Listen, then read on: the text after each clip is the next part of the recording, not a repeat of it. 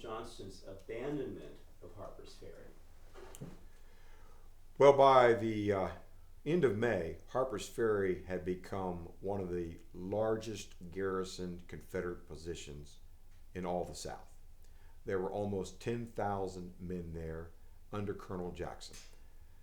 Now, keep in mind that a transition is occurring in Virginia.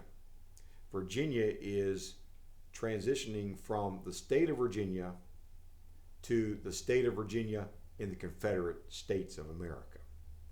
And so when Jefferson Davis and the Confederate government arrive in Richmond and they look at the map and they see the Virginia forces and other Confederate Southern forces scattered along the Virginia frontier, and they look at Harper's Ferry, Jefferson Davis says, we can't have a colonel in charge there. We need a general there. We need someone there who has general's credentials.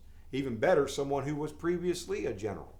And so he looks around at his cadre of men who had seceded from the United States Army and come south, and he selects Joseph E. Johnston. Joseph E. Johnston, a former general in the United States Army, outranked Robert E. Lee. Johnston is given his very first field assignment of the Civil War, and it is Harper's Ferry. And so on May the 23rd, 1861, Johnston arrives in the town. Jackson himself hasn't received the orders that placed Johnston in charge. And so a day or so goes by before the formal orders are communicated that Joe Johnston is here now to take command at Harper's Ferry and represent the Confederate leadership at Harper's Ferry. Now, you'll remember that Jackson determined to defend Harper's Ferry with everything he had. He had sent troops to Maryland. He had occupied and fortified the heights. He was defending the railroad approaches. He was ready to make a stand there. Johnston arrives, spends a few days doing reconnaissance, reconnoitering around the Harper's Ferry area, of course talking with Jackson, learning what Jackson had done. And Johnston sends a message to Robert E. Lee in Virginia at Richmond and basically says, I can't hold this place. This place is indefensible. I can't stay here. Completely the opposite point of view of Thomas Jackson. Now, Lee became alarmed because, remember, Lee had set up this defensive parameter around the Richmond, and Lee knew about the strategic importance of Harper's Ferry. Remember, Lee had been at Harper's Ferry during the John Brown raid. Lee had captured Brown with the United States Marines. Lee had helped escort Brown to Charlestown. He was familiar with the Shenandoah Valley.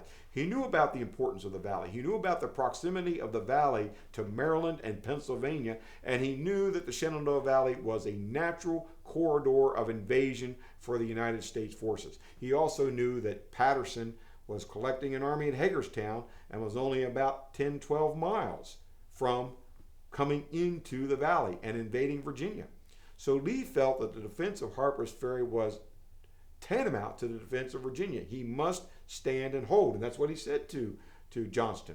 Well, Johnston just was relentless in his communications back to Richmond, saying, I've got to get out of here. And then it even went to the point where Lee said, look, if you leave Harper's Ferry, it will be depressing to the cause of the South. That's exactly how Lee phrased it, depressing to the cause of the South. Basically, it would be the very first retreat of the Confederate Army. And there's no battle that's even occurred. You see, Johnston's thinking strategically about moving somewhere else. Johnston wants to move from Harper's Ferry to Winchester, deeper in the interior. He wants to lull the Federal Army into the valley.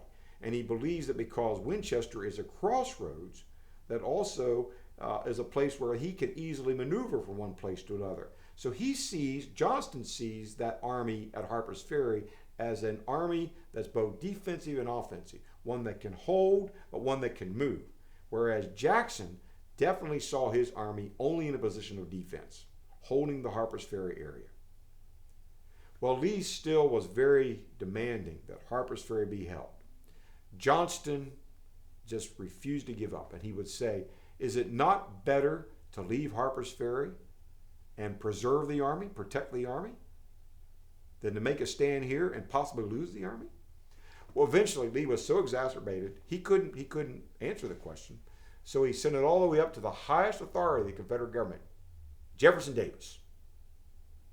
And Jefferson Davis wanted to hold Harper's Ferry for the same reasons Lee did, to protect the Shenandoah Valley and to not have a psychological blow. But even Jefferson Davis gave Johnston discretionary authority to retire if he felt it necessary. And it wasn't Patterson, but it was way out in the Ohio River area as federal troops began to move into far northwestern Virginia, where Johnston would use that as the excuse to abandon Harper's Ferry and move his troops from Harper's Ferry to Winchester. That would occur June 14, 15, 1861. The rebel army would abandon Harper's Ferry. So the very first fight that was expected in the Harper's Ferry region would not occur because Joe Johnston unilaterally moved his army to Winchester, and that then beckoned a new strategy by the Federals.